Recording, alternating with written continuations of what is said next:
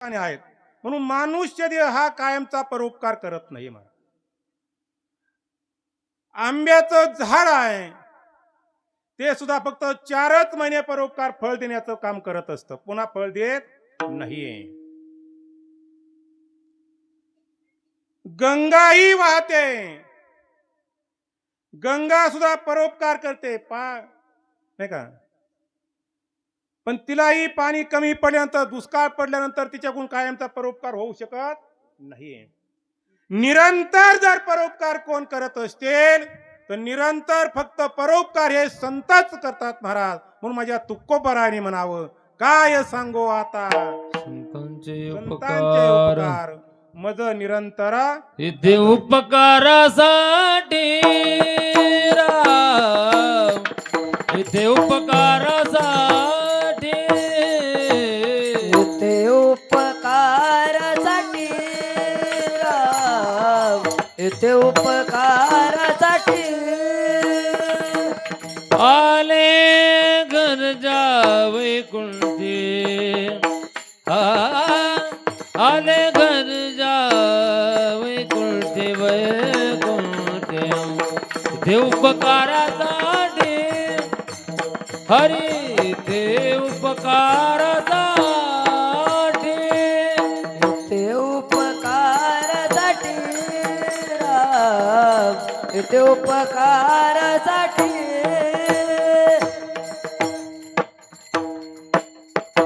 अरे येथे उपकारासाठी आले घरजा वैकुंठी.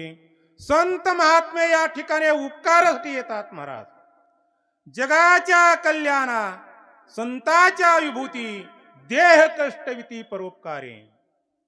येतो हिताचा कळवळा पडते हाते म्हणू काळा. जगाचं हित कशामध्ये आहे आणि अनहित कशामध्ये आहे हे फक्त संतांनाच माहीत आहे.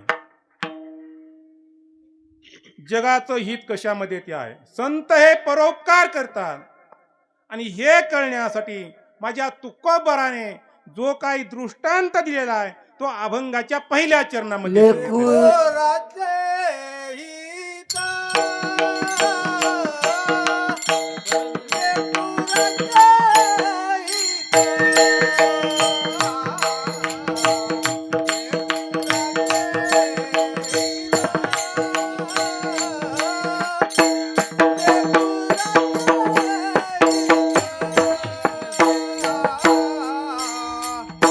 लेकुराचे हित, लेकुराचे हित, हो लेकुराचे हित, लेकुराचे हित,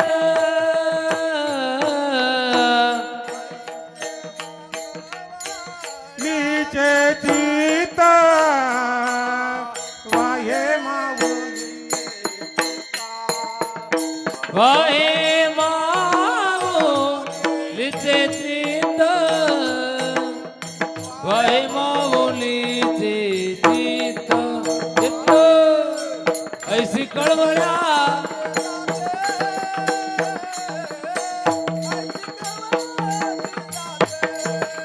जय हो बापू.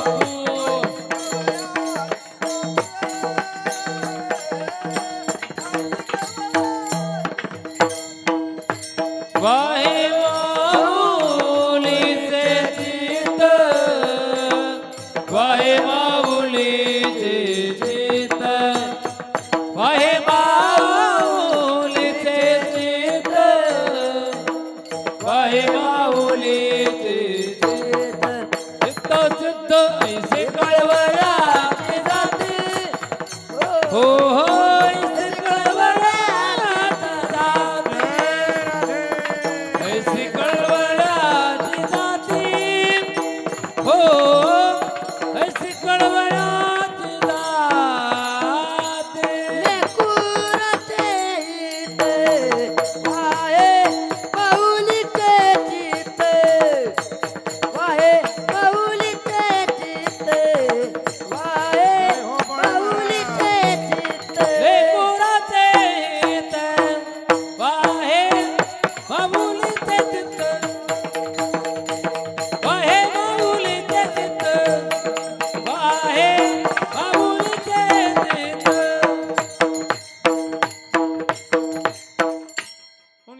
अभंगामध्ये जगद्गुरु तुकोबाराय बोलतात, संत जसे जगावर प्रेम करतात, परोपकार करतात,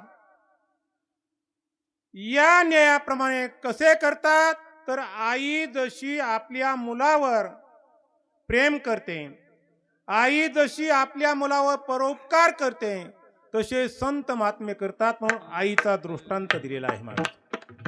अरे लेकुराचे हेत वाहे माऊलीचे चित्ता.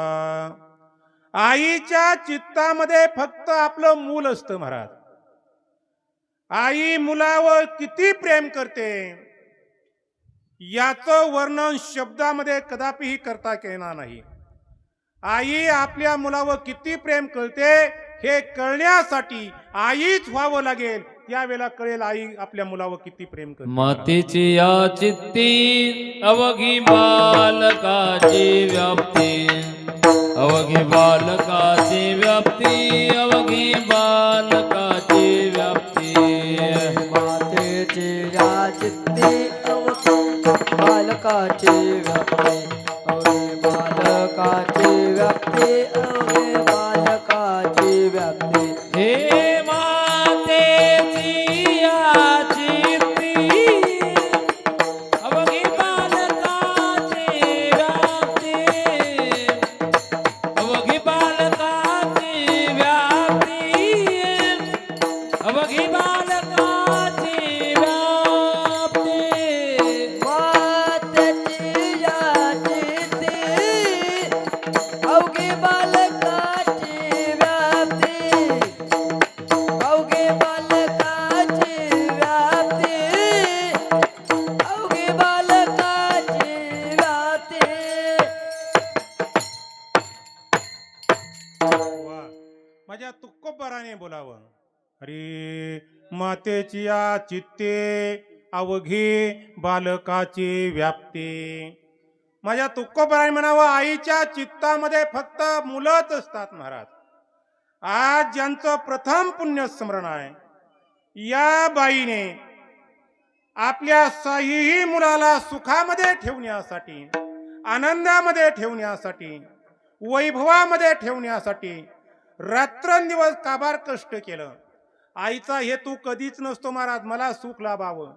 आईचा हा एकच हेतू असतो, मला कितीही जरी दुःख झालं तरी चालेल, माझ्याकडे किती दुःख झेलण्याचं सामर्थ्य आहे, ते दुःख मी सहज झेलेल, पण माझे मुलं आनंदामध्ये राहावे, माझे मुलं वैभवामध्ये राहावे, एवढीच आईची इच्छा असते महाराज. बाकी काहीही आईची इच्छा नसते. फक्त शोकांतिका एवढी वाटते महाराज, तारुण्याच्या मधामध्ये आम्हाला आई वडिलांचं पटत नाहीये. नाही का, एक ठिकाणी महाराजांनी म्हटलंय, आज कलियुगामध्ये समाज कसा आहे. अरे आई रे बेमान दुनिया, आई रे,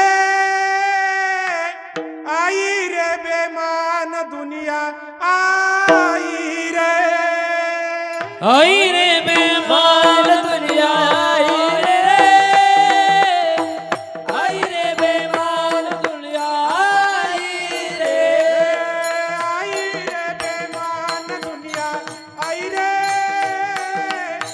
आई रे बेमान दुनिया, आई रे, आई रे बेमान दुनिया, आई रे, आई रे बेमान मान दुनिया, आई रे. माता पिता को कोई नहीं माने, तो कोई नहीं माने, माता पिता को कोई नहीं माने, ओ, हिजड़ों को बहुमान, हिजड़ों को बहुमान. हे आई रे बेमान दुनिया, आई रे, जय हो. आई रे बेमान दुनिया, आई रे, आई रे बेमान दुनिया, आई रे, आई रे बेमान दुनिया, हे आई रे बेमान दुनिया, आई आई रे, रे, आई रे बेमान दुनिया, आई रे, आई रे बेमान दुनिया, आई रे, आई रे बेमान दुनिया, आई रे. हे साधु संत को कोई नहीं साधु संत को कोई नहीं माने हो साधु संत को कोई नहीं माने हो साधु संत को कोई नहीं माने हो बिगड़ो को बहुआ बिगड़ो को बहुआ आई रे बेमान दुनिया आई रे बेमान दुनिया आई रे बेमान दुनिया आई रे बेमान दुनिया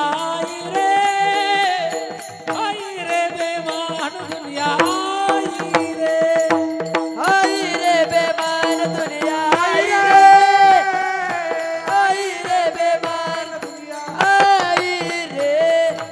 आई रे बेमान दुनिया आई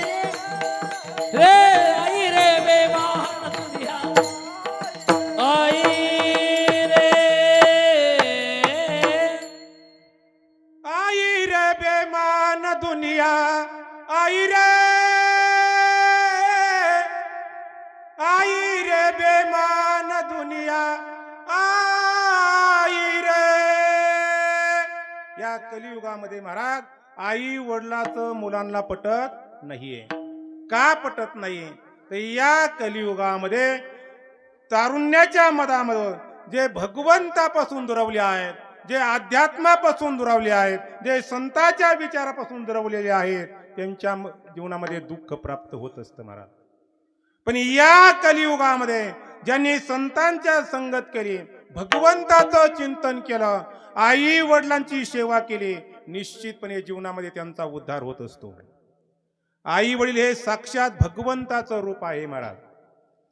तुका म्हणे माये बापे अवघी देवाची रूपे अवघी देवाची रूपे अवघी देवाची रूपे म्हणे माया बापे अवघी देवाची रूपे अवघी देवाची रूपे अवघी देवाची रूपे. वा बळे महाराज सुंदर प्रमाण दिलं महाराज. तुका म्हणे माय बापे अवघी देवाचीच रूपे. देवाला प्रत्येकाच्या घरी येणं शक्य नाही महाराज. आई वडिलाच्या रूपाने भगवान परमात्मा आपल्या प्रत्येकाच्या घरी येत असतो. म्हणून आई वडिलांची सेवा ही महत्वाची असते. आई वडिलांचे विचार हे मुलाच्या विरोधात कधी नसतात. मुलाला फक्त तारुण्याच्या मधामध्ये कळत नाही. हा कलीचा दोष आहे, कलीचा दोष आहे महाराज. काय झालं, ज्या वेळेला पांडवांना राज्य मिळालं, मुळे महाराज धर्मराजा गादीवर बसले आणि गादीवर बसल्यानंतर एक काळाकुट्ट पुरुष आता हस्तिनापूरच्या वेशीजवळ येऊन थांबला. थांबल्यानंतर धर्मराजाला एका दूताने सांगितलं, कोणीतरी एक नवीन काळाकुट्ट पुरुष आलेला आहे, वेशीजवळ थांबलेला आहे. मग धर्मराजाने अर्जुनाला सांगितलं, जा बरं तो कोण आहे तो पाहून ये. अर्जुन त्या ठिकाणी गेला महाराज. अर्जुन गेल्यानंतर त्यांनी विचारलं, तू कोण आहेस? अर्जुनाने विचारल्यावर त्या काळ्या पुरुषाने सांगितलं, मी कोण आहे हे मी नंतर सांगेल, पण माझ्या आधी एका प्रश्नाचं उत्तर दे, आणि त्या प्रश्नाचं उत्तर तू जर दिलं तर मी कोण आहे सांगेल म्हटले. म्हणजे काय प्रश्न आहे? म्हटले, तू पूर्व दिशेला जायचं. पूर्व दिशेच्या सीमेवरती हस्तिनापूरच्या एक दृश्य आहे, ते दृश्य पाहायचं आणि परत येऊन त्याचं मला उत्तर सांगायचं. अर्जुन ज्या वेळेला पूर्व दिशेच्या हस्तिनापूरच्या सीमेवर गेले महाराज, तर त्या ठिकाणी दृश्य पाहिलं. तर त्या ठिकाणी असं दृश्य होतं की एक रोड झालेली गाई, अंगामध्ये कुठली ताकद नव्हती, सामर्थ्य नव्हतं, पण अशी गाई, एक भला मोठा जो सिंह असतो जंगलाचा राजा, त्या सिंहाला पाठीमागून ती गाय मारत होती महाराज. गायीने तो सिंह रक्ताबंबाळ केला होता.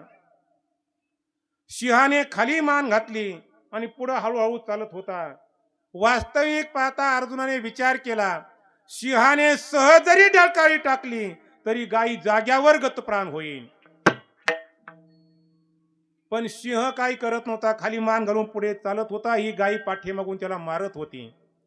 अर्जुनाने ते दृश्य पाहिलं आणि पाहिल्यानंतर काही काळ नाही अर्जुन गोंधळले गेले महाराज. पाठीमागे आले, त्या पुरुषाने विचारलं, पाहिलं का दृश्य? म्हणजे हो पाहिलं. म्हणले उत्तर? म्हणले मला नाही सांगता येत.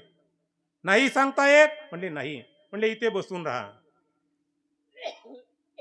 जोपर्यंत तुला उत्तर देता येत नाही तोपर्यंत या ठिकाणी उठायचं नाही म्हटले. अर्जुन त्या ठिकाणी बसलेले आहेत महाराज. अर्जुन का येत नाही म्हणून धर्मराजाने विचार केला. भीमाला पाठवलं, जा बरं. अर्जुन परत पाठीमागे आलेला नाही. भीमदादा आल्यानंतर वेशीजवळ पाहिलं तर अर्जुन त्या ठिकाणी बसलेले आहेत. त्या काळ्या पुरुषाला विचार, का हो माझ्या भावाला का बसून ठेवलेला आहे?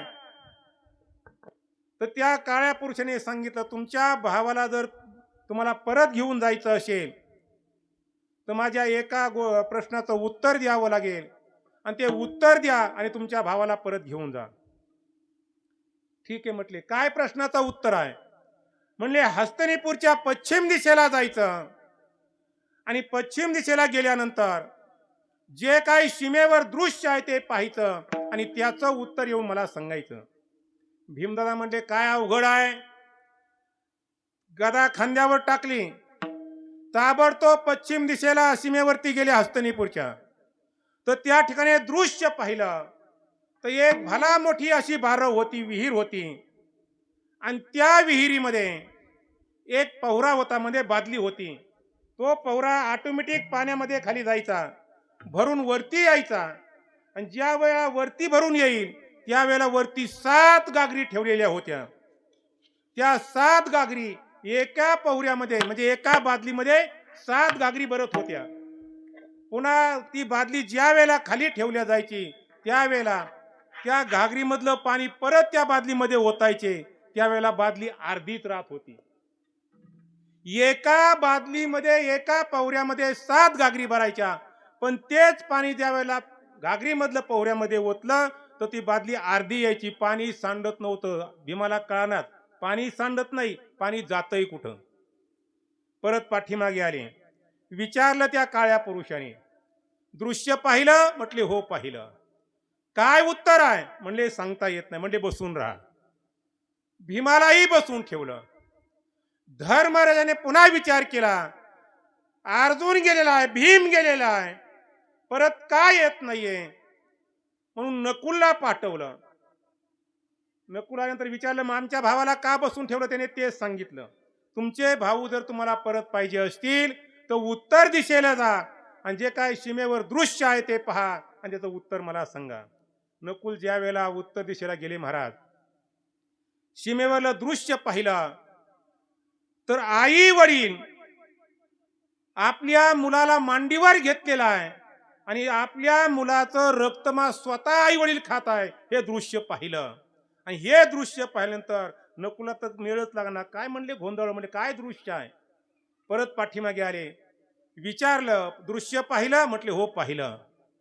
उत्तर? म्हटले नाही सांगता येत. म्हणले बसून राहा. त्यांनाही बसून ठेवलं. धर्मराजाने पुन्हा सहदेवाला पाठवलं, तेही आले. विचारलं का बसून ठेवलं? म्हणले असं असं झालंय, तुम्हाला जर तुमचे भाऊ पाहिजे असेल तर माझ्या एका गोष्टीचं उत्तर द्या. म्हणजे काय? म्हणले दक्षिण दिशेला जायचं, सीमेवर जे दृश्य आहे ते पाहायचं आणि त्याचं उत्तर येऊन मला सांगायचं. तिकडे गेले महाराज. सीमेवरची असं दृश्य होतं, भला एक मोठा डोंगर होता आणि त्या डोंगराच्या कडेला खूप मोठी लोकवस्ती होती आणि त्या डोंगरावरून असा एक भला मोठा दगड खाली गरंगळत आला महाराज, लोटांगण पलट्या घेत आला. तो आता वास्तविक पाहता त्या वस्तीवर पडणार होता आणि तो जर त्या वस्तीवर पडला असता तर त्या ठिकाणी एकही माणूस जिवंत राहिला नसता महाराज. पण कर्म धर्म संयोगाने एक छोटस झाड आडवं आलं आणि त्या झाडाला तो दगड अडकल्या गेला आणि दगड अडकल्या गेल्याबरोबर ते दृश्य सहदेवाने पाहिलं. म्हणले काय? परत पाठीमागे आले, विचारलं, दृश्य पाहिलं? म्हणले हो पाहिलं. सांगता येत आहे? नाही सांगता येत उत्तर. म्हणले बसून राहा. चारही भावांना बसून ठेवलं आणि मग धर्मराजाने विचार केला, की माझे पराक्रमी चारी भाऊ कोण पुरुष आहे बघायला गेले आहेत, परत आले नाही का बरं, म्हणून आपण स्वतः जावा. आणि त्यावेळेला धर्मराजा स्वतः आले महाराज. आणि ज्या वेळेला स्वतः धर्मराजा आल्यानंतर पाहिलं आमच्या चारी भावांना का बरं बसून ठेवलं, म्हणजे तुमच्या चारी भावांना माझ्या प्रश्नाचं उत्तर देता आलं नाही. धर्मराजाला सर्व काही हकीकत सांगितली. आणि मग धर्मराजाने क्षमा मागितली, म्हणजे आपण कोण आहात सांगा. म्हटले मी कली आहे, कली. आता माझं राज्य चालू होणार आहे. धर्मा, 4 ठिकाणी 4 दिशेला जे दृश्य पाहिलं आहे ना, ही माझ्या कलियुगाची वाटचाल आहे म्हटले. धर्मराजाने हात जोडले, विनंती केली त्या कलीला, महाराज आम्हाला हे दृश्याचं काही समजलं नाही, आम्हाला याचं उत्तर सांगा म्हटले. पूर्व दिशेचं काय उत्तर आहे म्हटले. भला मोठा सिंह आहे म्हणजे जंगलाचा राजा, एक रोड धरी गाई त्याला मारती पाठीमागून, रक्तबंबाळ झालेला आहे, पण सिंह वर सुद्धा मान करत नाहीये. काय दृश्य आहे म्हटले. त्यावेळेला त्या कलीने सांगायला सुरुवात केली, राजा धर्मा, माझ्या कलियुगामध्ये पुरुष किती जरी सिंहासारखा असला, किती मोठा वाघासारखा असला, पण बायको पुढं त्याचं काही चालणार नाही. माझ्या कलियुगाची वाटचाल आहे म्हटले. बाहेर किती मोठ्या डरकळ्या टाकू द्या, कसाही बोलू द्या, पण बायको पुढे गेलं की म्याव मांजरासारखा होत असतो राहील म्हटले. हे माझ्या कलियुगाची वाटचाल आहे. म्हणले पश्चिम दिशेचं काय आहे. एका घागरीमध्ये, एका बादलीमध्ये 7 घागरी भरत्यात. पुन्हा 7 घागरीतलं पाणी ओतलं की बादली अर्धी राहते. काय आहे म्हटले. त्यावेळेला तो कली सांगू लागला, ते असं आहे म्हणे राजा, कलियुगामध्ये जोपर्यंत एकत्र कुटुंब आहे, एका आई वडिलाला 7 मुलं जरी असले तरी एकटा बाप त्या 7 मुलाचं कुटुंब पोषील. पण ज्या वेळेला मुलं विभक्त होतील, बाजूला निघतील, त्यावेळेला 7 मुलं असूनही म्हातार अर्धी पोटी राहील. ही माझ्या कलियुगाची वाटचाल आहे म्हटली. म्हणले दक्षिण दिशेचं काय आहे.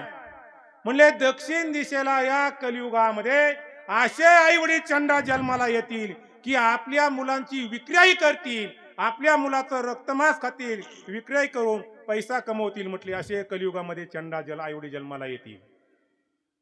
दक्षिण दिशेचं भला मोठा डोंगर म्हणले दगड आलेला आहे.